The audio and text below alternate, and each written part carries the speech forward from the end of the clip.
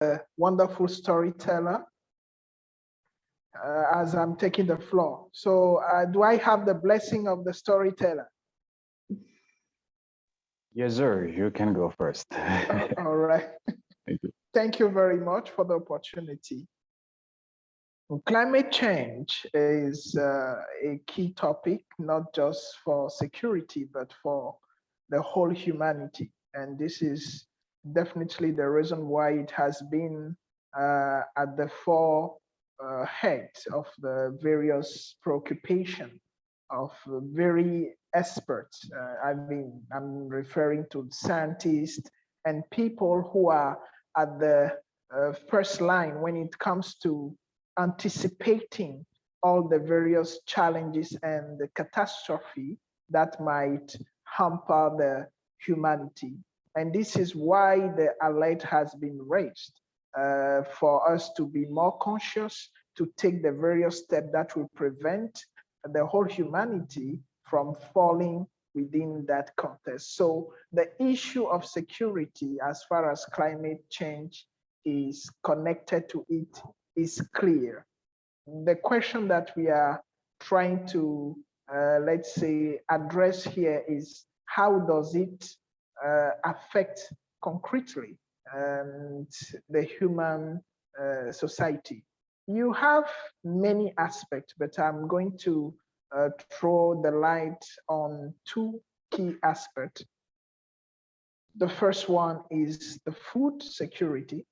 When it comes to food security, climate change is a process that uh, changes already when it comes to traditional agriculture, the various strategy that or mechanisms that are being used by our farmers in rural areas or in our various African countries. You know, our farmers usually take into consideration the key role of nature, of the weather, in terms of knowing exactly when to plant the seed, what seed is appropriate, when to carry out the preparations, and when to engage in the harvest. But with the current level of climate change, all these mechanisms are being, let's say, disrupted.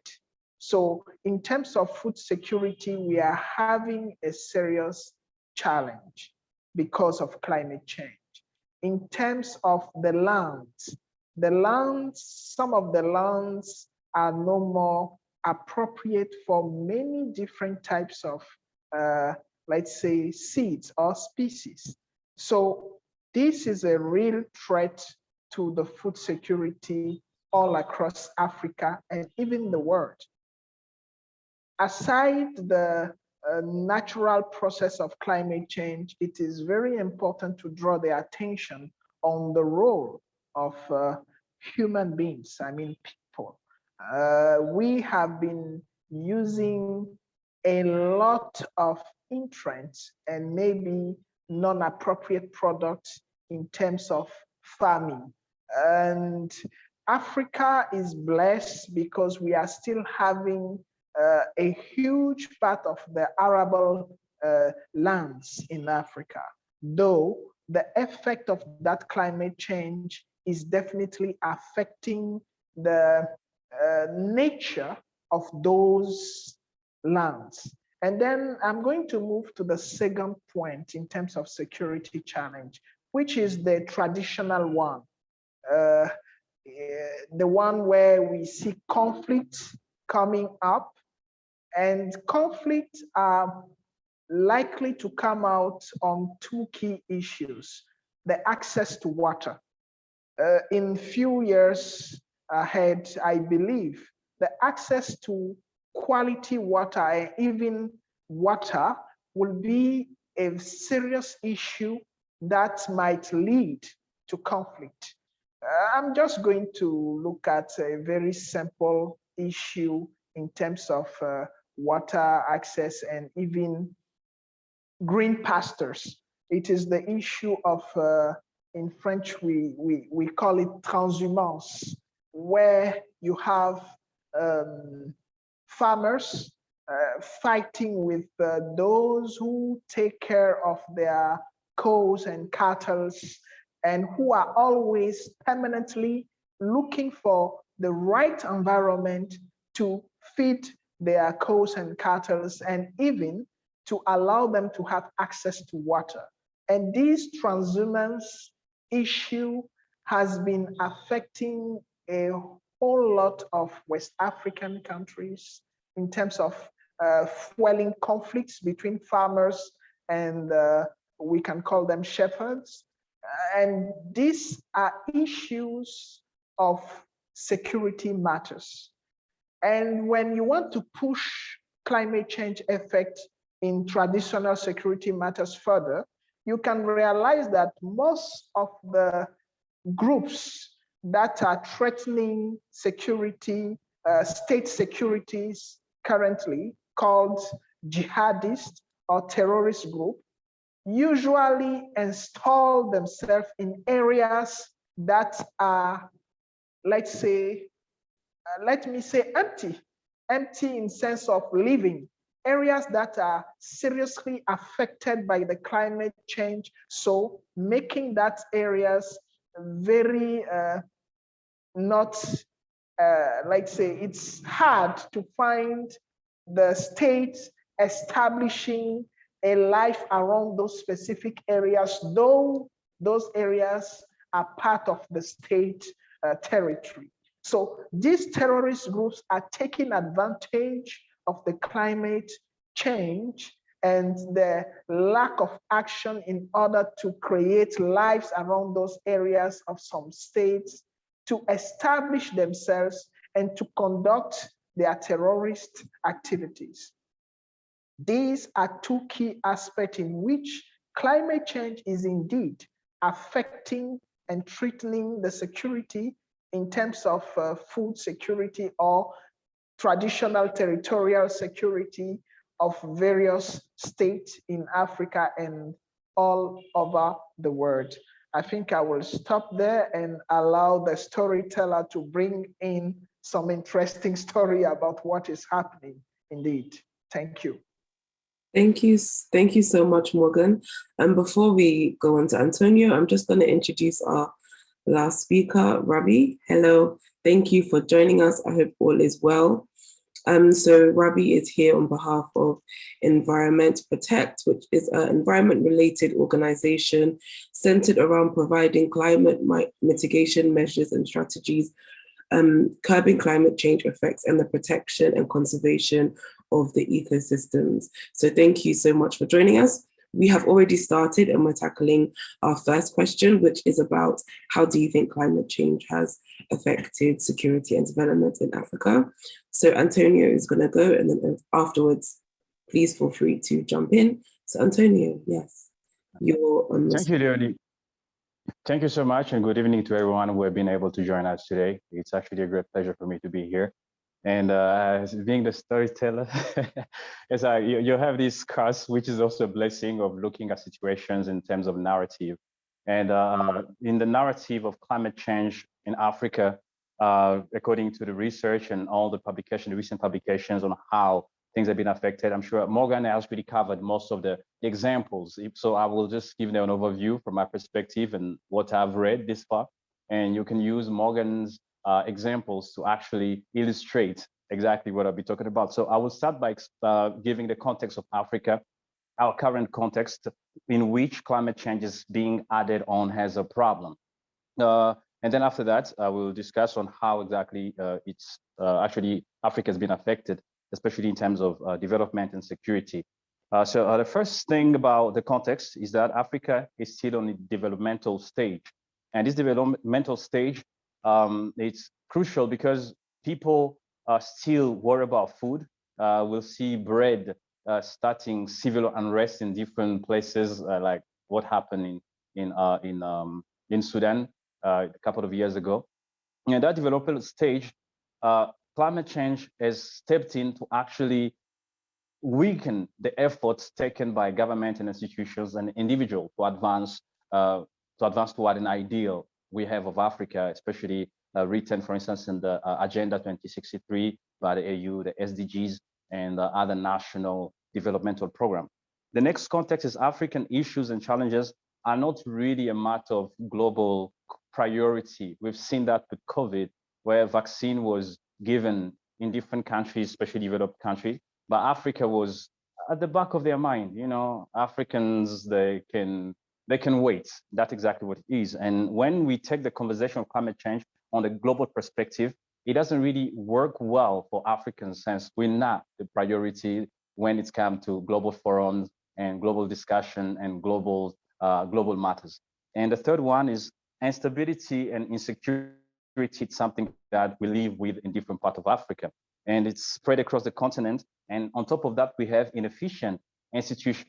And then within this context, adding climate change is resulting right now in a slowdown in developmental projects, developmental programs, allocation of resources and priorities of states get a little bit affected by new problems emerging, because the climate change, I don't know if we do have, I don't think we do have a preventive or some kind of forum where people can study, or research centers where people study the next to predict what will happen. That was in Mozambique, for instance, the disaster, the flooding, when you have extreme weather, people were just reacting to it. The whole continent, even on the national level and continental level, we just reacted to that.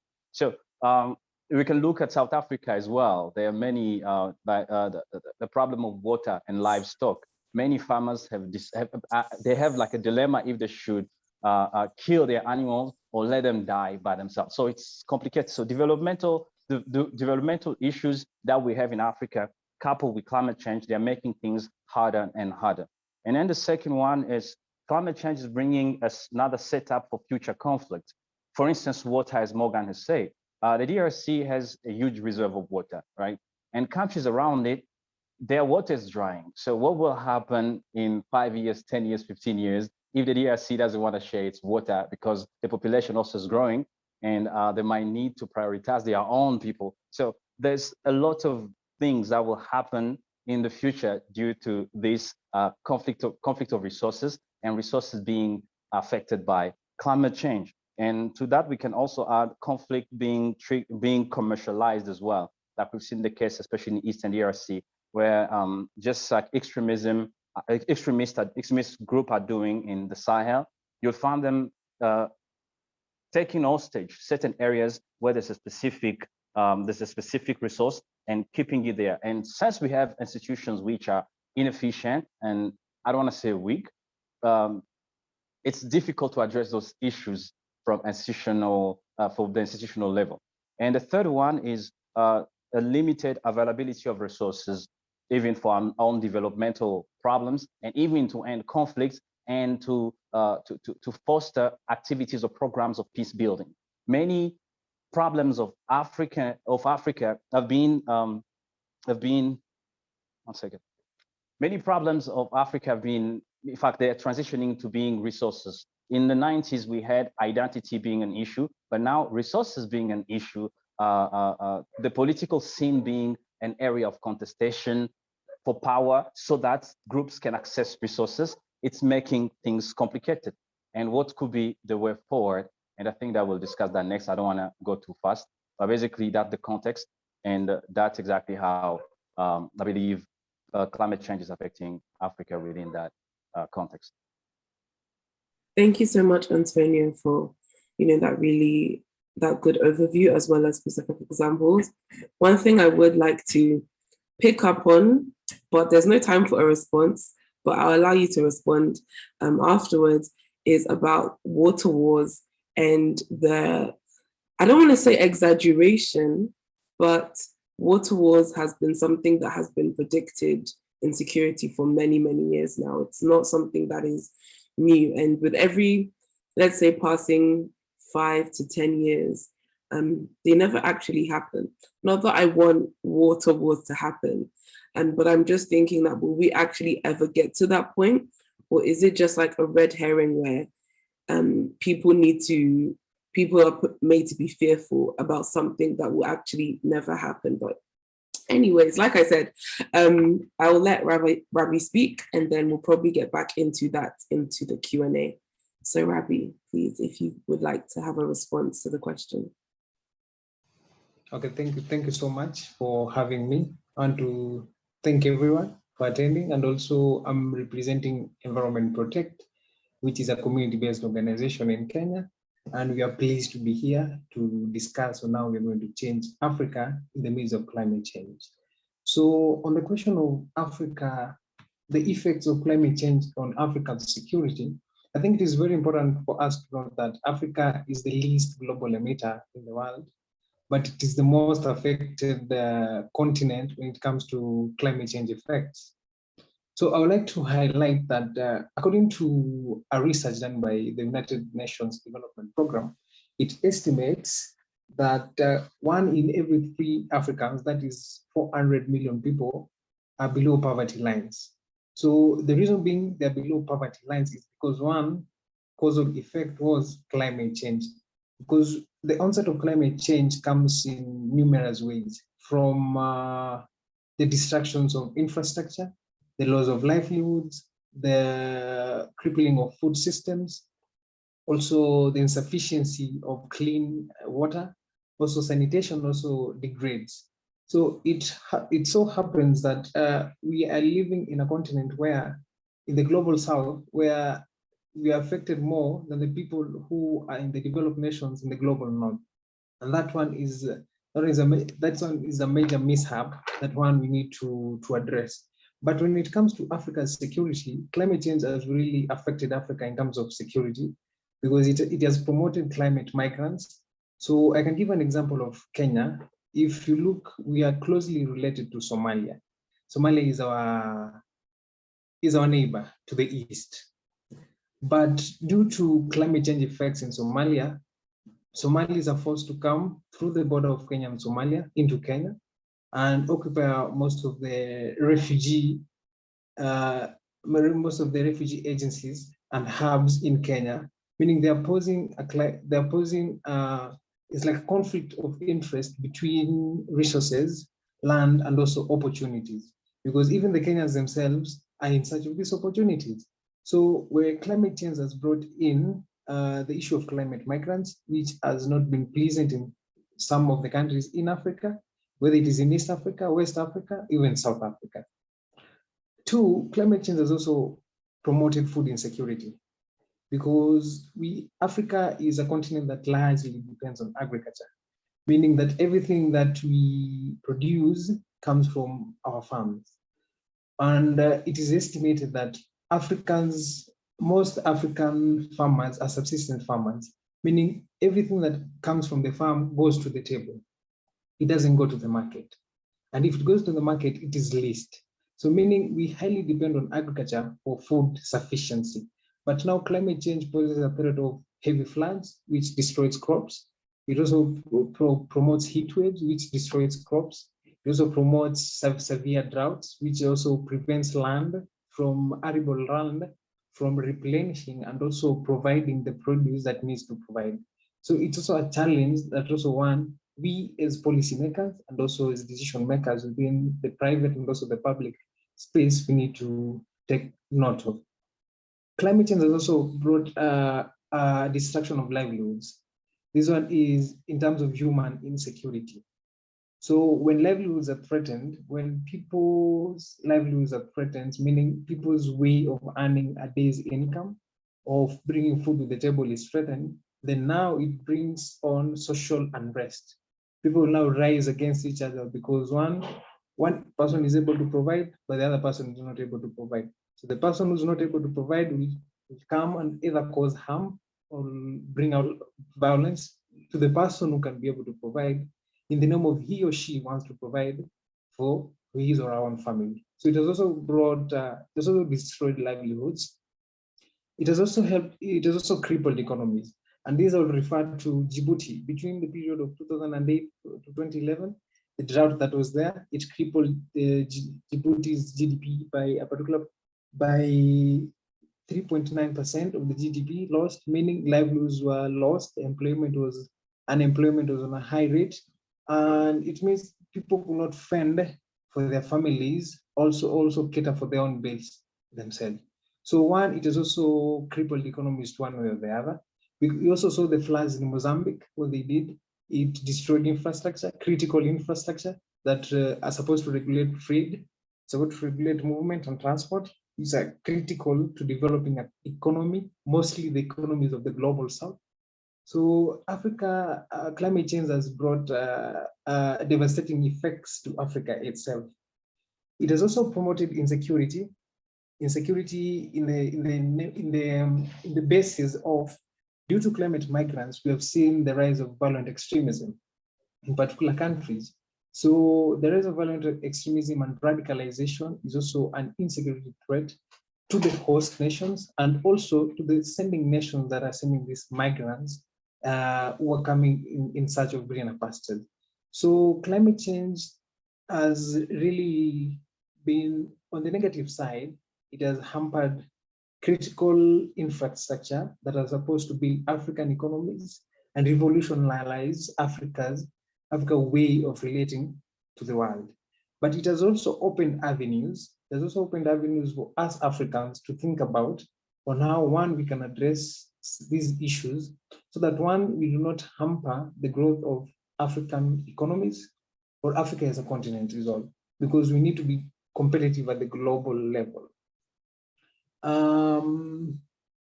In terms of water, I think it is also important that because water is also a basic need.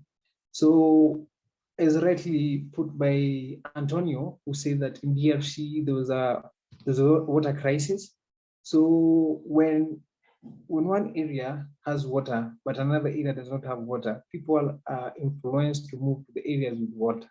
And so when little resources are infringed by a lot of people, it leads now to a rise in temperatures between them. Then violence will automatically erupt. And I think policymakers within the African continent, some of the policymakers, like leaders, they have failed. It is true to say that they have failed to address this challenge. And these are things that have been happening because we are shifting from blame games to now wanting to solve a problem. But when we are blaming each other every now and then, but we're not providing solutions to solve the problem, then we are not developing our continent, we're not developing our people, we're also developing our own future. So I think we have a lot to discuss about it. So thank you. We do. Thank you so much for that, especially giving us some context about how Africa is the least contributor in these global emissions, but the most affected, which is very unfortunate because literally there's nothing we could do about it. It's just where we are placed geographically. I do have some polls. We do have some polls. So please, those who are in the audience, please do participate. And these are just to gauge your opinions and what your views are.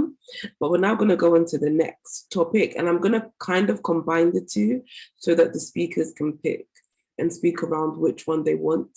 So that is, so what do you think young people in Africa can actually do? Or what role do you think the young people occupy in addressing climate change? But also, how should African leaders even, they're the ones with the actual power, how should they be addressing climate change? So you can, pick and choose which elements of the question you would like to do. So Dr. Morgan, if we could have your response.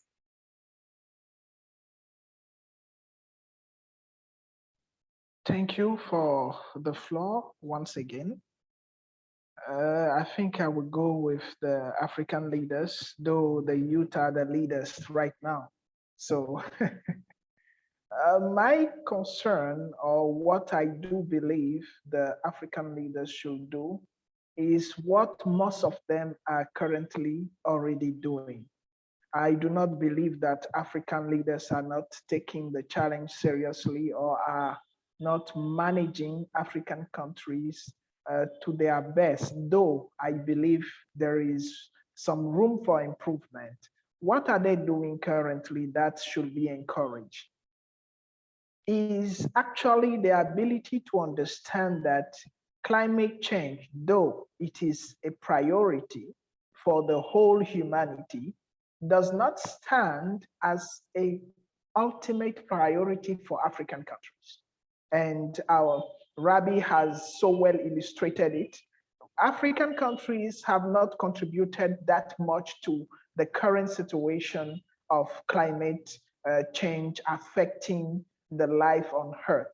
But what appears to be expected from African countries is to contribute in solving the situation at least at the same level as all the countries on the world, which is not possible because the priorities for African countries is to take African countries to a certain level of development. And this is a level of development that most of the other countries in the world, in other regions of the world aside Africa, might have reached already in terms of productivity, in terms of living conditions. And the issue that appears to be of concern is the issue of industrialization. Is it possible for African country to engage in development without industrialization? It's true that it is clear that today the kind of industrialization that must be promoted is not the old type of industrialization, but an industrialization that takes into consideration the issue related to the climate. However, African countries are doing well by not taking the issue of climate change as a core and first priority of African countries for just two reasons. The first one is that they have basic priorities to develop in African countries. And the second reason is that addressing the issue of climate change is financed. When it comes to the money that must be invested, it is highly money consuming. And investing the money of African contributors, citizens, into climate issue might not enhance the living condition of African citizens, but might create instability within the African countries. Because let us remember that African population in general are still looking for having food properly and access to energy and possibility to develop or to be capable to feed and take care of their direct families. And these needs are not yet addressed in most of the African countries. So I will encourage African leaders to keep on that in their mind, but to start pushing the African engineers into thinking about how do we incorporate our industrialization? How do we incorporate our industrialization strategy, climate situation? How do we develop industries that do not affect the environment, but that rather help the environment to be reconstructed? So I believe this is the first thing African leaders should do in terms of their policy making, getting the key actors, engineers of policy making to think through how do we take into consideration climate context in framing our policy and in encouraging the development across Africa and above. So as I was saying, the youths are the leaders. Why? Because it is only through enhancing the capacity of the youth that African leaders can sustain whatever they engage in as policy. Without enhancing the youth and involving the youth in the process, no matter what is the policy that will be made, that policy will not be sustainable. And currently we are all talking about sustainable development goals. And some of those sustainable development goals are not priorities for Africa. This is a reality, and African leaders should work hard on identifying what appears to be priority and treat it as such. I think I will leave it there and give the floor to my colleagues. Thank you so much for the comprehensive answer. And I do think in these discussions, it's very good to be realistic about the priorities of our leaders, and that, you know, Africans, there's a lot that needs to be addressed, and it's very realistic to say that climate change is not the top priority, even though there are devastating effects that are currently taking place across the whole continent. So Antonio, please feel free to tackle the question how you feel fit. All right. First of all, I think the African youth has a big role to play. And if we look at the global discussion on climate change as well, there's this generational rift we have. You have the younger people stepping in and push for new ideas, push for a green future, while the old people, they be like, this is just they call it climatic alteration or climate alteration. It's temporary. It's just gonna go. The problem is it might go with us as well. And the older generation doesn't really look at that. So this leave it to the young people to actually take action. And to take action, it requires a certain level of paradigm shift, a paradigm shift in how we approach the matter of climate change and how we understand it and how we communicate it. That's really, really important, the young people. Of course, many young people in Africa who have been involved in the issues of climate change, security, and everything else. We focus more on activism, trying to influence the general narrative and hope that the policymakers, because I don't like calling them leaders, they are leaders and people in position of authority. So we want to influence the people in position of authority. We expect activism will influence them, show them the light. But what can be the practical way to look at it and the practical way to actually take impactful action as young people? Because I will be here probably, hopefully in the next 40, 50 years, but some people in office in Africa, like my president may not be here 20 years from now. So that leaves me responsible for what's my world, the world of my children, the children, and the generation to come would be like. So it's really, really important. And this youth-led paradigm shift has to consider a few things. And a few things has to consider that what we need as a young people is, first of all, the objective should be to articulate community, because climate change is driven by our actions, human action. And how do we influence the action of our community? We can start in our communities, for instance. How to manage waste? How do we manage waste in our own community? And how can a person in the community understand that whatever they are doing wrong has impact on the weather, has impact on the soil, on the livestock, and all that? So we need to find a way to communicate it properly, to communicate how our actions are actually impacting the situation we're living in, especially adding something, a spark or a fuel on the climate issue.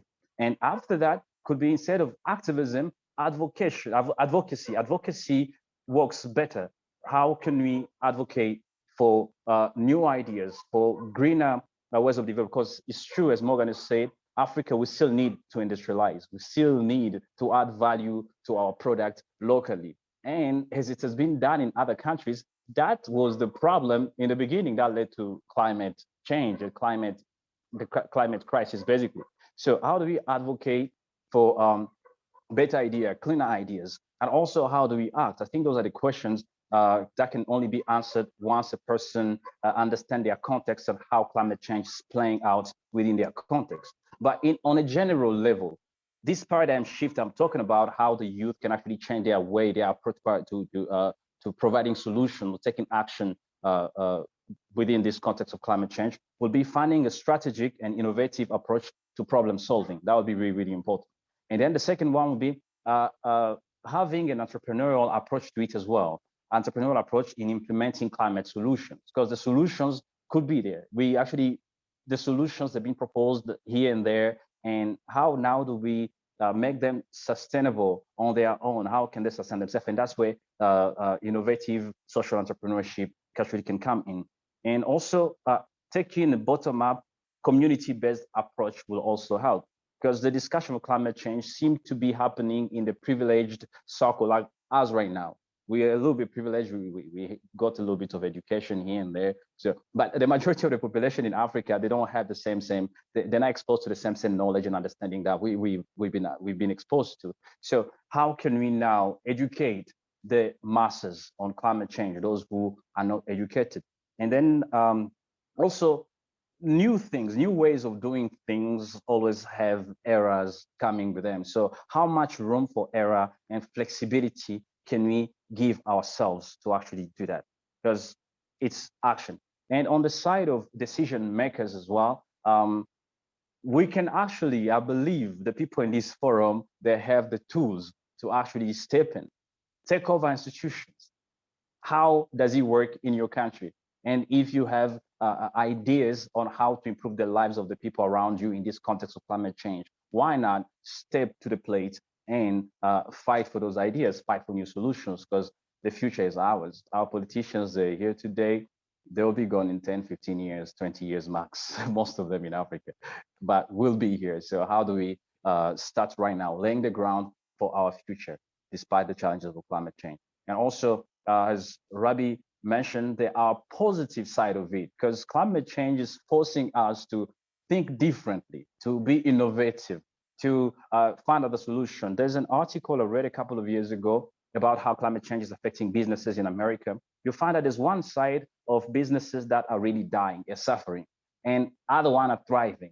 Those who have been able to adapt their operations, their business operations to the new context by trying to limit their gas emission, by trying to limit the impact they have on the environment, they're the one thriving.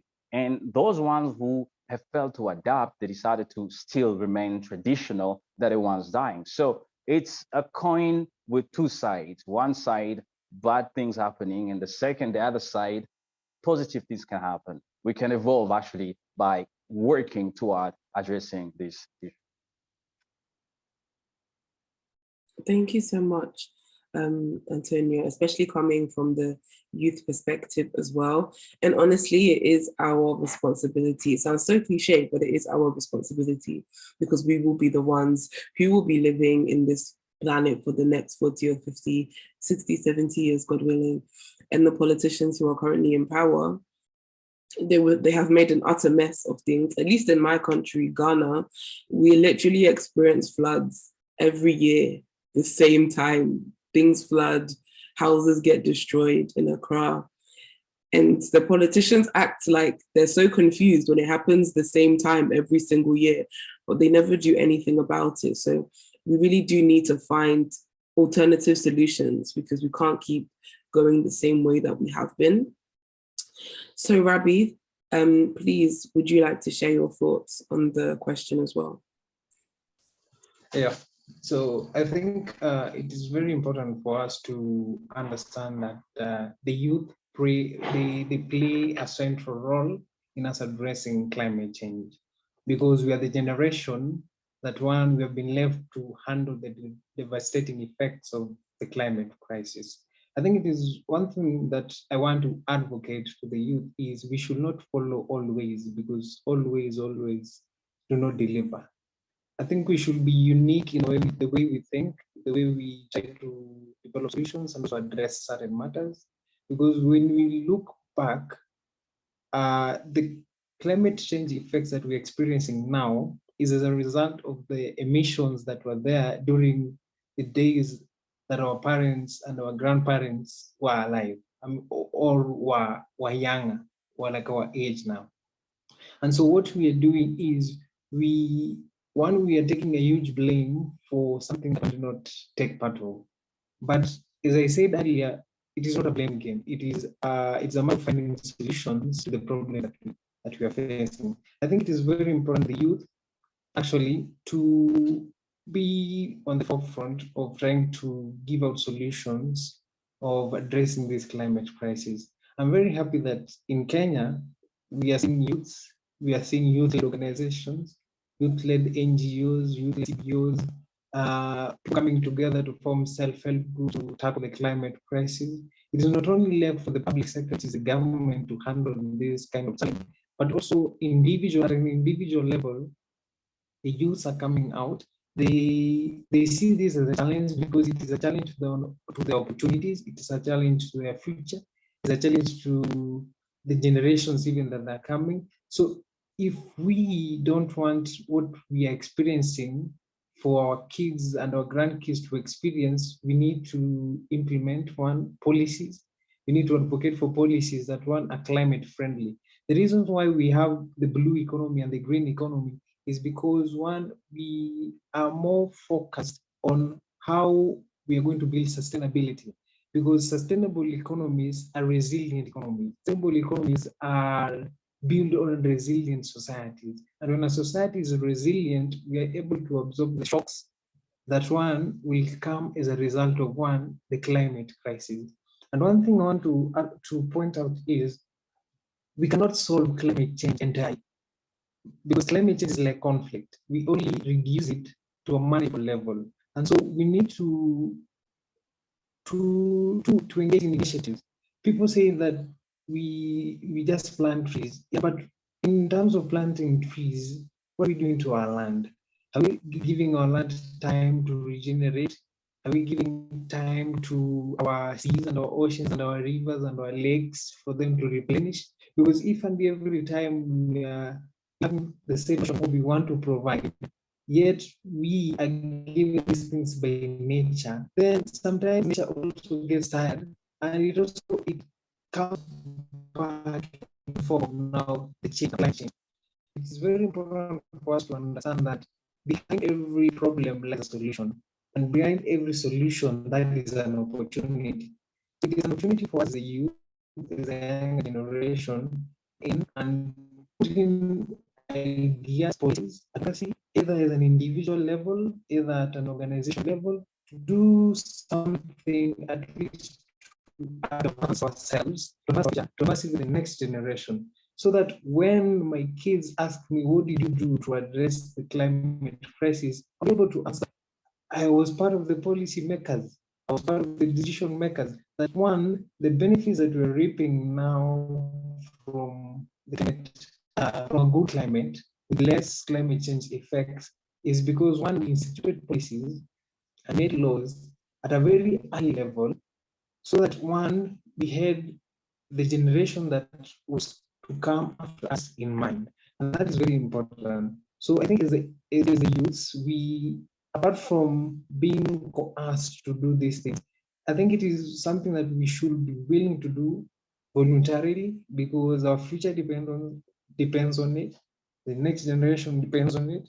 So if we leave these things to UNEP and UNDP and the United Nations and governments, yet governments also have other things to do, then I think it reaches a point where even the government itself gets tired. Even this organization, the big organization, they cannot solve every problem. And I think Barack Obama was very articulate when he said that governments are not the cause of all our problems, but yet again, governments cannot solve all our problems. We also need to chip in one way or the other as individuals, at least to address this climate crisis. We need to offer renewable energy solutions. We need to plant trees. We need to have proper ways of managing our water. We need to encourage proper sanitation, because it is very clear where we live in a littered environment, then we say we are good. Yet out of this littered environment, we have diseases and kind of diseases. So I think at the end of the day, the way we manage COVID is the way we should manage our environment. It all falls back to the individual. If the individual is not concerned about the environment he or she lives in, then automatically the environment will retaliate. And it retaliates by in floods, drought, heat waves. Meanwhile, you're only making your future worse than making it better. So I think as a younger generation, we have a lot of work to do, but all hope is not lost. We need to work together. We need to collaborate together. It doesn't matter whether you're in West Africa, East Africa, South Africa, or North Africa. We are one. We are Africans. And that is the good thing. Pan-Africanism was instituted by Kwame Nkrumah because he believed that we are one, that we can solve these challenges one as an African people. That is one thing I think the African Union should be outly embracing, that Africans, we are one. We are patriotic. So if we cannot solve the problems of our continent in as much as we are not the biggest problem initiators, then we cannot even solve the least problems we are facing as a continent. So I think we need to come together. We need to work together, either as individuals, as policymakers, as governments, as organizations, so that one, we address this climate crisis. But at the end of the day, the youth play a critical role. Thank you. Thank you so much, Rabi, for that. Yeah, I think it is very true that we really do need to work together, as these issues are, they cross borders. It's not just one country's problem, it spills into another country. And as you spoke of the migration and the climate migrants, that's just not an issue for one nation. It's an issue that a lot of different nations are affected by. So we have just under 10 minutes of this discussion left. For anybody in the audience, if you would like to ask a question to any of our speakers, or even if you want to share something, please feel free. You can put it in the chat and I will read it out, or you can ask it to a specific speaker.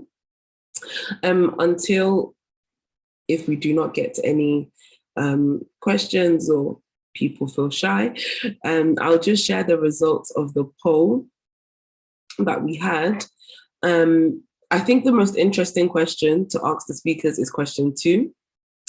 Is, can Africans tackle climate change without the help of outside nations? So outside nations referring to, let's say, the West, Asia, US, Australia, everyone else. Do you think that Africans can tackle climate change as a continent?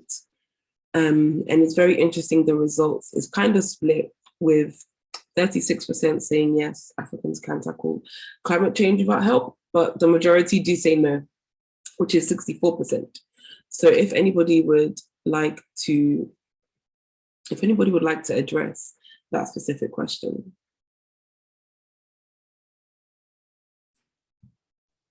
Yeah, I think I will give it a try. Can Africans tackle climate change without the help of outside nation? The answer is not even can Africans tackle. Africans have to tackle climate change without the help of outside nation. It is a duty, because the issue is that we have it at hand.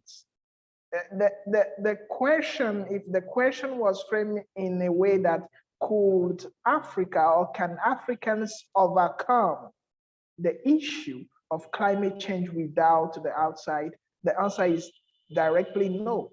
And this leads me to my comment, which is that Africans leaders and African youth should understand that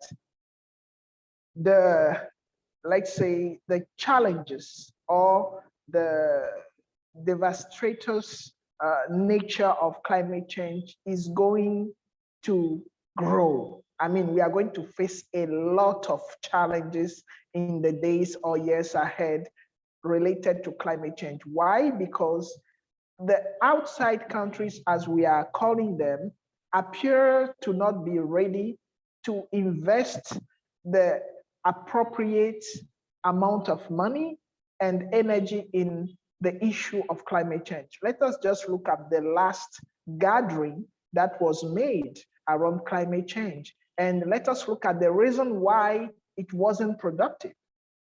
Because some nation of the outside country decided that they do not have to pay more than they are already paying.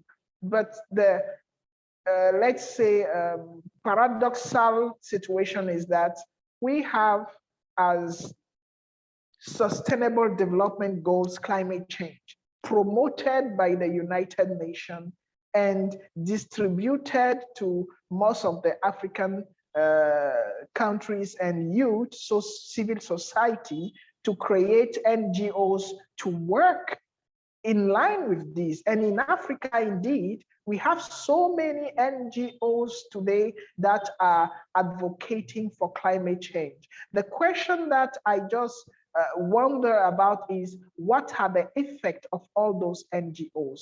And when you get closer, you realize that they are more interested into the funding that is provided than the impact of their various initiatives because they do not, for most of them, evaluate the impact and readjust their strategies. This brings me to the unique approach that Rabi was trying to lead us or to link us to. It is highly important, but to have a unique approach, you might have a vision of your own.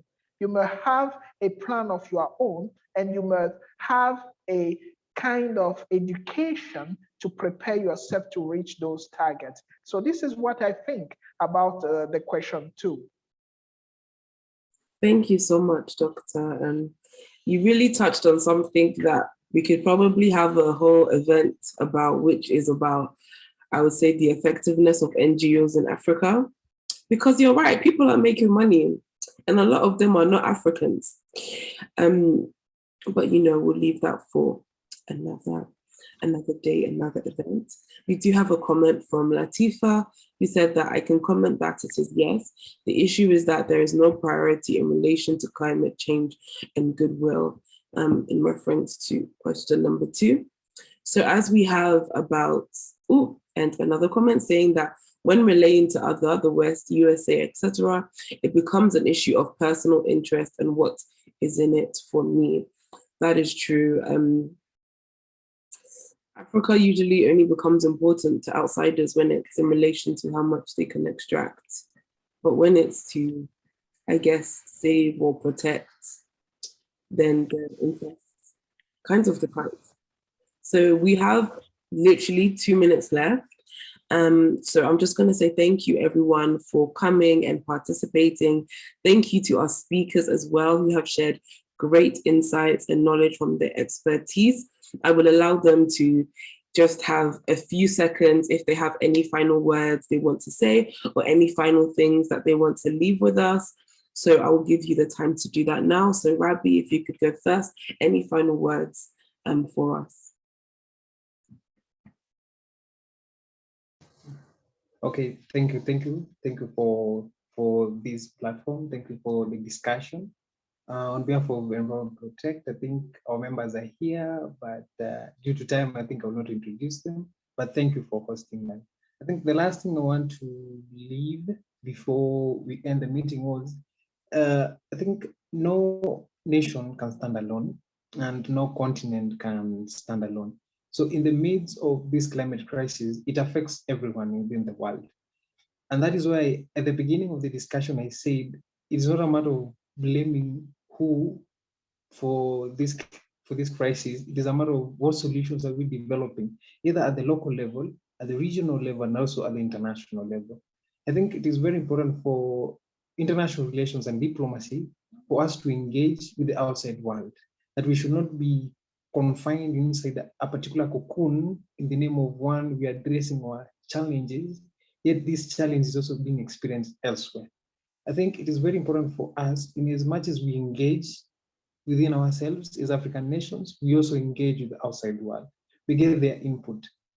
But yet again, we should not put, negativity should not also lead our ways of interacting with the outside world, but rather we should be positive. We should have an all-outward approach. And also I think we should collaborate for the sake of diplomacy and also relations. So far, so good. I think we're on the right track because of the Paris Climate Accord. The COP27 summit is happening in Egypt. I think that one is a good sign that Africa will be included in the matters of addressing climate change. But nonetheless, we should not be doing it alone, but rather we should be doing it with everyone else, because it requires inclusivity rather than exclusivity. Thank you so much. Thank you so much, Rabi. And Antonio. Can I pick from his last part? Of course.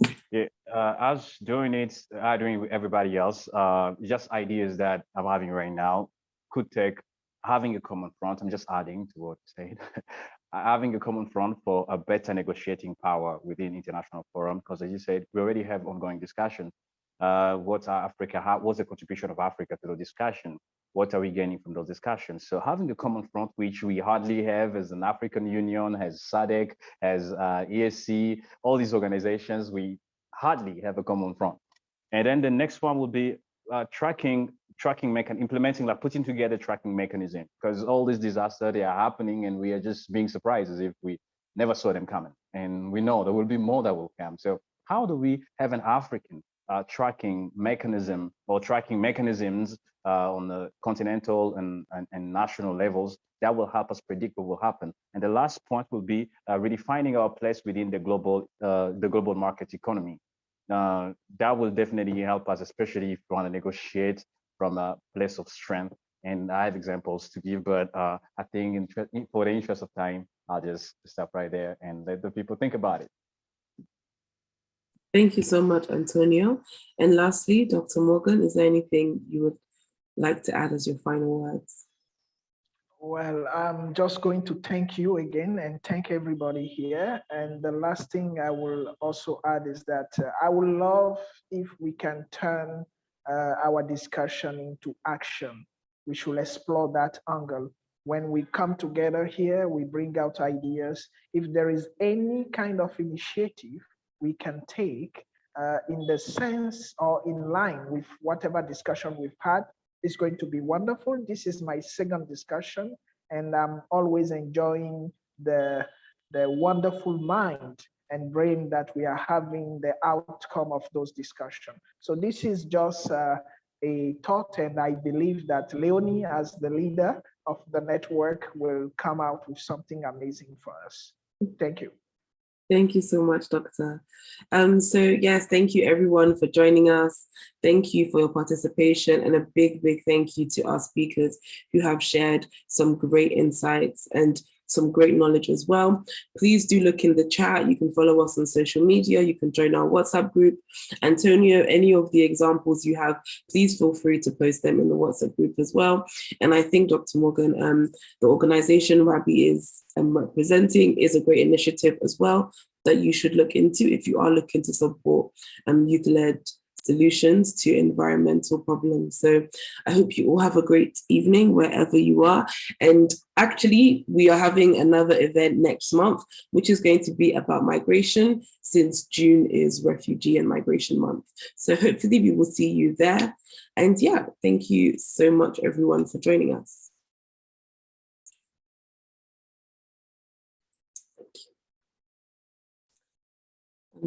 So yeah, please feel free to leave. You just sing us away. All right, we jump out. All right, good day. Bye, everyone.